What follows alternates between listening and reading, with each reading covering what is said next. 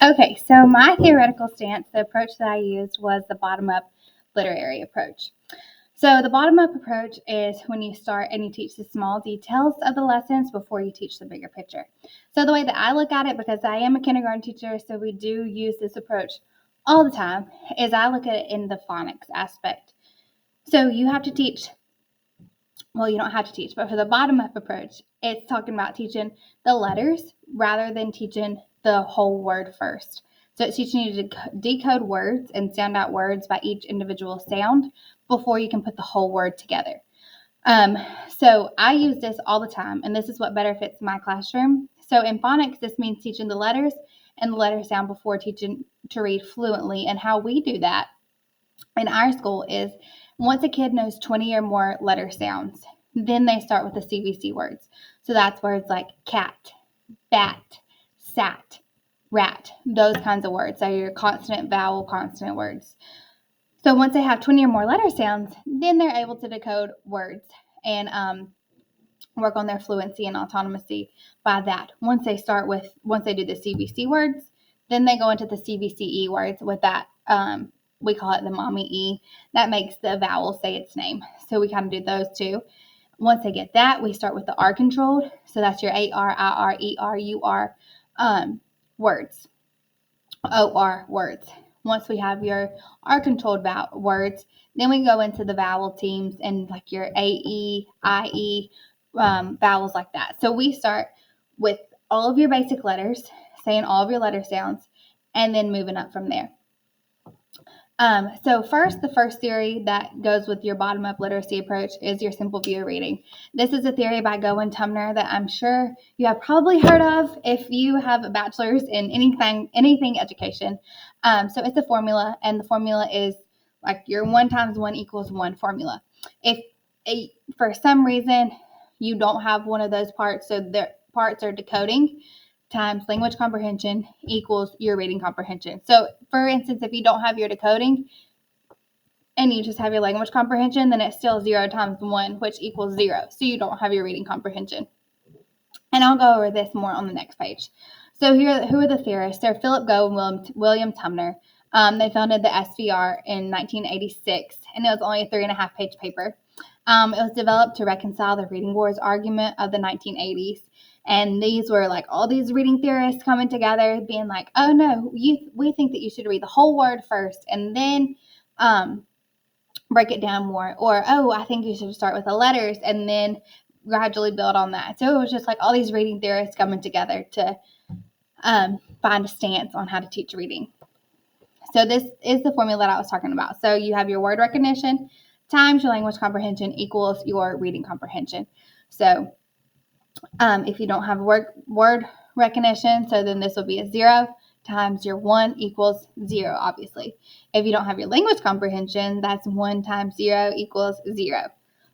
So you have to have both of these parts to be able to have your reading comprehension. Okay, and my theory 2 is the reading rope. Again, I'm sure you have heard of the reading rope before.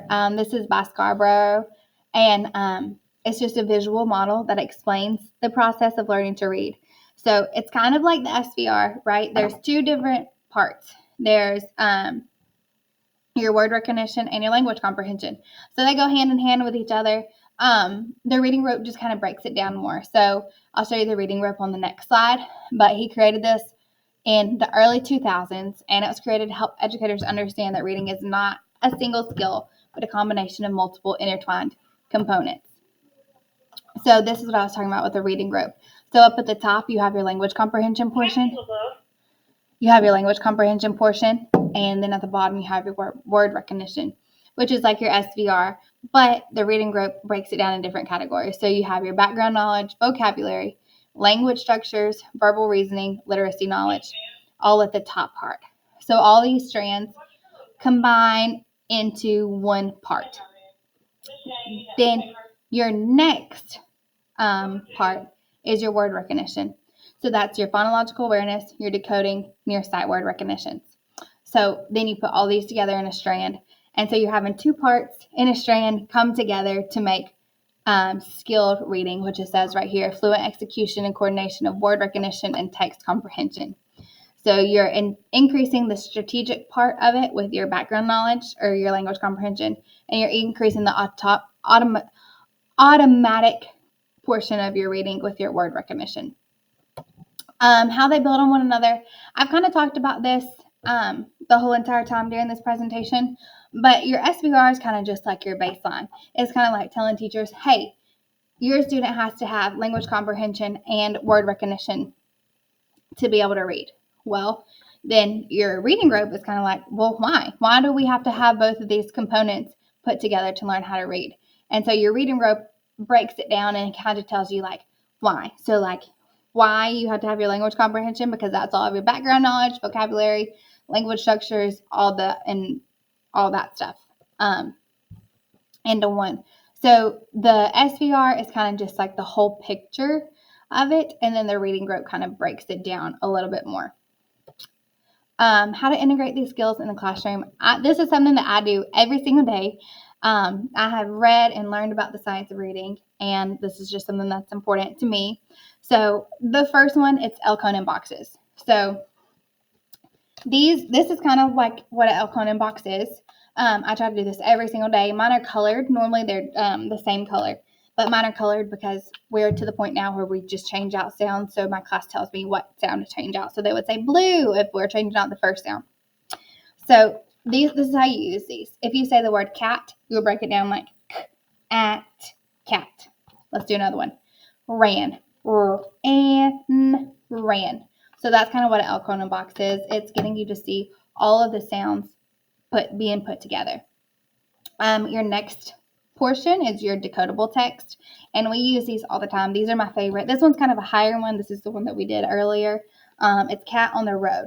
So this is like your vowel teams. You're learning your long vowels, and it tells you on the back exactly what you're learning. So this one's your E, EA, IA, OA, and UI portion of your book. So all of these words are words that they can sound out, or sight words that are like your most common sight words.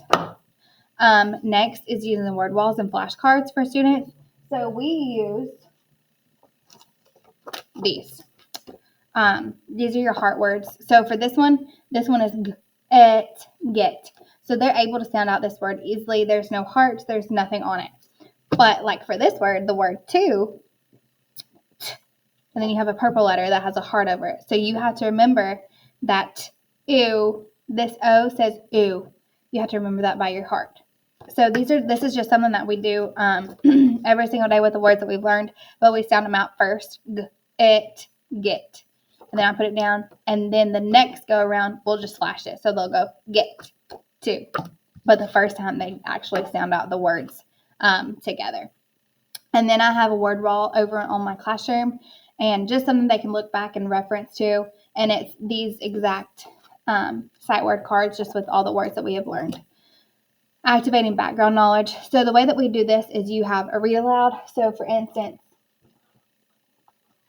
this book, Fox in Socks. So activating background knowledge would be like, hey, has anybody ever worn any socks? Or could you tell me about a time where you've seen a fox? Or does anybody know anything about a fox? So that's kind of something that you can do with that, by activating background knowledge, getting them thinking about the text and excited to read the text. Teaching syntax and sentence structure. That's your capitalization, your punctuation. In kindergarten, it's your finger spaces, and it's making words make sense. That's with the littles. And that's just something that you teach every day in writing. Making sure they know exactly how to write sentences, exactly how to write stories, all of those things. Also, counting sounds and syllables of words at any given time. So one thing that I'm trying to do better about this year, because I realized last year that my kids weren't very great with syllables, is I'll be like, we'll be talking about like a watermelon or read about a watermelon. I'll be like, oh, let's count the syllables in watermelon. Watermelon. And then they'll tell me too.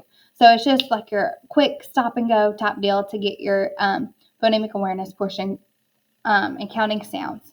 Counting sounds is how we write. So we count sounds all the time, every day. And I think that's why it's so hard for them to count syllables, is because they're so used to counting out each portion of each sound of the word, then it's hard for them to count their syllables. Using tactile letter cards. I don't I don't have any over here, but it's just your your letter cards, and we have the ones that have sandpaper on it. So, for instance, they'll have like an A or something, and they'll go, A says apple. And they'll actually touch it and feel it with their fingers. And using interactive read alouds is so important. We do read alouds every single day. My favorites are the holiday read alouds, like your Christmas stories, or we're getting ready for your Easter stories and spring stories. We just did a lesson with Frog and Toad and reading the Frog and Toad books and talking about how to be a good friend. And obviously, the things in kindergarten are different from your older grades, but that's something that we use all the time because you talk about your characters, your setting, your problem, your solution, and also like tracking of the words. I make sure I track the words. So there's so much that goes into reading and using the bottom up approach, because if I just gave a kid this word and I said, what word is this? They'll be like, I don't know. But since they have the decoding skills to be able to decode this word, then they can sound out that word. And a lot of technology that I use is we do our assessments on Map Fluency. And there's like a tracker that they can do for Map Fluency. So they'll take that and it shows me like which portion they need to work on more. Like, is it your phonics? Is it your word recognition? What part they need to work on more? And when they have free iPad time, they'll get on Starfall, and there's like a reading portion on Starfall that they can go and like sound out words and do different things. We also use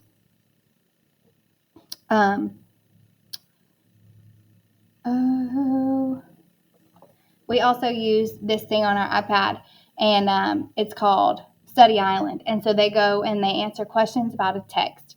And that's something that's so important because it's hard for kindergartners to kind of build their reading fluency, because right now they're just decoding words. But they go to Study Island and they look exactly at what they had read, and they answer questions about the text. So those are just a couple of different things that we use. And a summary of the SVR and the reading group. There are just two models that help explain how children learn to read. SVR suggests that reading comprehension depends on two key components: decoding and language comprehension. Obviously, if they can do both of those, then they can read. The reading group expands on this by showing that reading is a combination of multiple intertwined skills. And that includes word recognition, language comprehension, and I've hit on that a whole lot. So a summary is I use every day in my classroom. We use Heggerty. I'm sure some of you know what Heggerty is, but Heggerty really does all the decoding parts and your rhyming words and your changing sounds out and your nursery rhymes and reading fluently. And then we have a reading comprehension of the day, and we ask questions about the text and building autonomy by flashcards, sight words, letter cards, all the things. I have learned for the little ones, it is so important to start at the beginning and then build on what they know. So my take is that I am a big lover of your bottom up approach.